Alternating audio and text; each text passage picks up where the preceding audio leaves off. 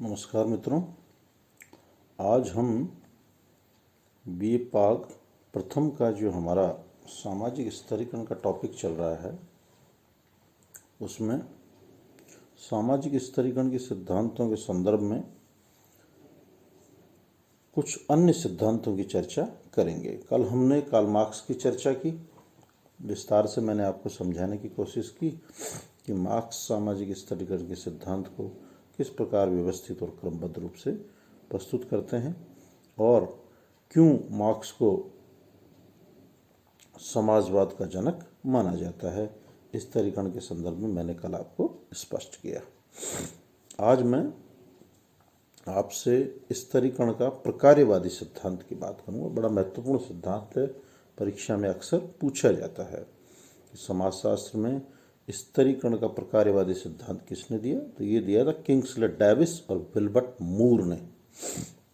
अब हम इस पर विस्तार से चर्चा करेंगे। सामाजिक स्तरीकरण के प्रकार्यवादी सिद्धांत का प्रतिपादन किंग्सले डेविस और विल्बर्ट मूर ने अपने लेख सम प्रिंसिपल्स ऑफ स्ट्रैटिफिकेशन में किया। उन्होंने अपना लेख इस मान्यता से प्रारंभ किया कि कोई भी समाज वर्ग विहीन नहीं है। सभी समाजों में संस्तरण पाया जाता है।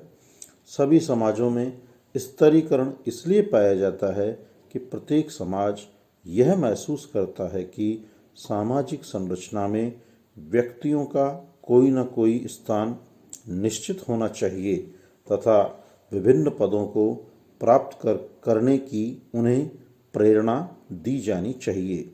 इस प्रकार सामाजिक विषमता समाज में अचेतन रूप से विकसित होती है। इसके द्वारा समाज ऐसी व्यवस्था करता है कि सबसे महत्वपूर्ण पदों पर सबसे महत्वपूर्ण व्यक्ति ही पहुँचे।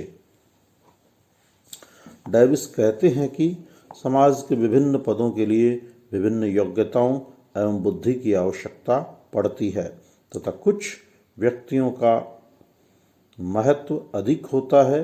जो पद सामाजिक दृष्टि से अधिक महत्वपूर्ण होते हैं ऐसे पदों के लिए अधिक पुरस्कार की व्यवस्था की जाती है। महत्वपूर्ण कार्यों को करने के लिए विशेष प्रतिभा एवं प्रशिक्षण की आवश्यकता होती है। कुछ प्रशिक्षण कठिन और खर्चीले होते हैं, अतः उन्हें सभी व्यक्ति प्राप्त नहीं कर सकते। इसलिए इन पदों के लिए समाज अधिक सुविधा एवं पुरस्कार की व्यवस्था करता है। उदाहरण के लिए समाज में डॉक्टर, इंजीनियर, आईएएस, प्रोफेसर आदि के पद महंगे और अधिक परिश्रम के बाद प्राप्त होते हैं बजाय एक चतुर्थ श्रेणी कर्मचारी के पद के। अतः इन पदों के लिए समाज द्वारा अधिक वेतन एवं सुविधाओं की व्यवस्था की जाती है। प्रश्न उठता है कि विभिन्न पदों को धारण करने एवं उनके अनुसार कार्य करने की प्रेरणा देने के लिए समाज लोगों को क्या पुरस्कार देता है। डेविस कहते हैं कि समाज 3 प्रकार के पुरस्कार देता है। प्रथम, समाज वे वस्तुएं देता है जो व्यक्तियों के जीवन धारण एवं आराम के लिए आवश्यक होती है। द्वितीय, समाज मन बहलाव तथा सौंदर्य तथा बोधात्मक प्रकृति की वस्तुएं प्रदान करता है। तृतीय, समाज आत्मसम्मान एवं अहम की तुष्टि करने वाली वस्तुएं प्रदान करता है, अर्थात प्रतीकात्मक प्रोत्साहन देता है। उदाहरण के लिए वीरता प्रदर्शित करने वाले सैनिकों को परमवीर चक्र, महावीर चक्र प्रदान किए जाते हैं। राष्ट्रपति द्वारा दिए जाने वाले भारत रत्न, पद्म श्री, पद्म भूषण, पद्म विभूषण आदि उपाधियां सम्मानजनक पुरस्कार है। इस प्रकार जब समाज में कुछ लोगों को अधिक अधिकार, पुरस्कार एवं सुविधाएं प्रदान की जाती है और कुछ को कम, तो समाज में स्वतः ही स्तरीकरण पैदा हो जाता है।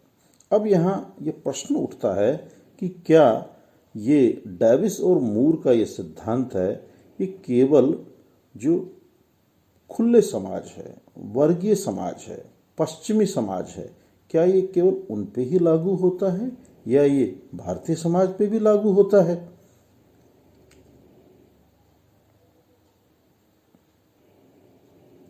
डेविस का मत है कि यह सिद्धांत बंद एवं मुक्त दोनों ही समाजों पे लागू होता है। बंद समाज, भारतीय समाज, क्योंकि यहाँ क्या है, जाति का प्रभाव है। जाति कैसी ढांचा है, जाति किस प्रकार की व्यवस्था है, किस प्रकार का ढांचा है, बंद है। जहाँ व्यक्ति अपनी योग्यता, क्षमता, शिक्षा कितनी ही वृद्धि कर ले, अपनी जाति को परिवर्तित नहीं कर सकता। लेकिन जो खुले समाज हैं, वहाँ व्यक्ति अपनी योग्यता, क्षमता में वृद्धि करके एक वर्ग से दूसरे वर्ग में जा सकता है, एक समूह से दूसरे समूह में जा सकता है।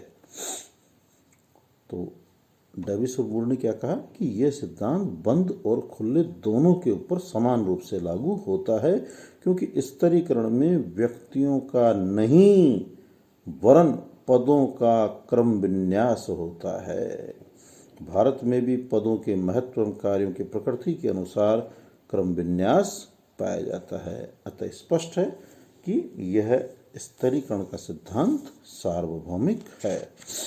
मित्रों, अब इसके बाद में अब हम अंतिम रूप से जो स्तरीकरण का जो सिद्धांत है, वेबलिन का सिद्धांत है, उसकी चर्चा करेंगे। वेबलिन ने अपनी पुस्तक the theory of leisure class, ये याद रखें, ये पूछा जाता है परीक्षा में कि वेबलिन ने अपना सामाजिक स्तरीकरण का सिद्धांत किस पुस्तक में दिया। ये पुस्तकें पूछी जाती है। तो वेबलिन की पुस्तक का नाम क्या है? The theory of leisure class में विलासी वर्ग का सिद्धांत प्रस्तुत किया। वह वर्ग जिसके पास व्यक्तिगत संपत्ति होती है और जो उत्पादन की प्रौद्योगिक प्रणाली को अपनाता है, विलासी वर्ग कहलाता है। यह वर्ग आर्थिक दृष्टि से सुरक्षित होता है। इसका अधिकार बड़े बड़े उद्योगों, व्यापार, बैंक, कानून व्यवस्था एवं औद्योगिक संस्थानों पर होता है। आर्थिक बल के कारण ही यह वर्ग अन्य सभी लोगों से अधिक सुविधाएं और आराम भोगता है और दूसरों पे अपना प्रभुत्व कायम रखता है। यह वर्ग किसी प्रकार का उत्पादन कार्य नहीं करता। इस प्रकार वेबलिन समाज को दो वर्गों में विभक्त करता है। प्रथम, वह जो अनुत्पादक होते हुए भी अपनी आर्थिक शक्ति के कारण विलास की वस्तुओं का उपभोग करते हैं।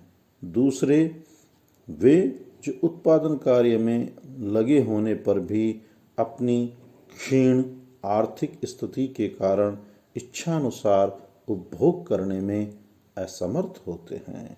वेबलिन का मत है कि उपभोग के संबंध में यह भिन्नता आदिकाल से चली आ रही है, किंतु उस समय परंपराएं ही तय करती थी कि कौन किस वस्तु का उपभोग करेगा।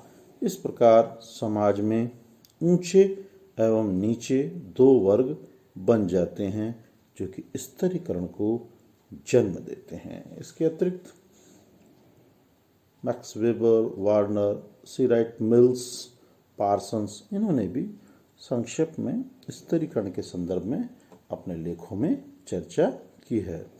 मित्रों, इसके साथ ही आज हमारा ये महत्वपूर्ण टॉपिक सामाजिक स्तरीकरण समाप्त हुआ। आपको मैंने मेरे पीडीएफ नोट्स भी भेजे हैं, क्वेश्चन आंसर्स भी भेजे हुए हैं मेरे पहले के वीडियोस में, पहले के पीडीएफ नोट्स में आप देखें। आपकी कोई भी समस्या है, कोई भी जिज्ञासा है, कोई भी आपके बात समझ में नहीं आ रही, कहीं आपको डाउट है, तो आप इनबॉक्स में आके व्हाट्सएप पे मुझसे चर्चा कर सकते हैं, अपनी शंकाओं का निदान कर सकते हैं। आप जो अपना ये चैनल है, इसको ज़्यादा से ज़्यादा सब्सक्राइब करें, ज़्यादा से ज़्यादा व्यूज़ दें, ज़्यादा से ज़्यादा अपने मित्रों तक पहुंचाएं। आप लोग इनका फ़ायदा लें, लाभ लें, और पुनः अंत में आप स्वस्थ रहें, प्रसन्न रहें, घर पे रहें और अपना और अपने घर के बुजुर्गों का ध्यान रखें। इन्हीं शुभकामनाओं के साथ धन्यवाद।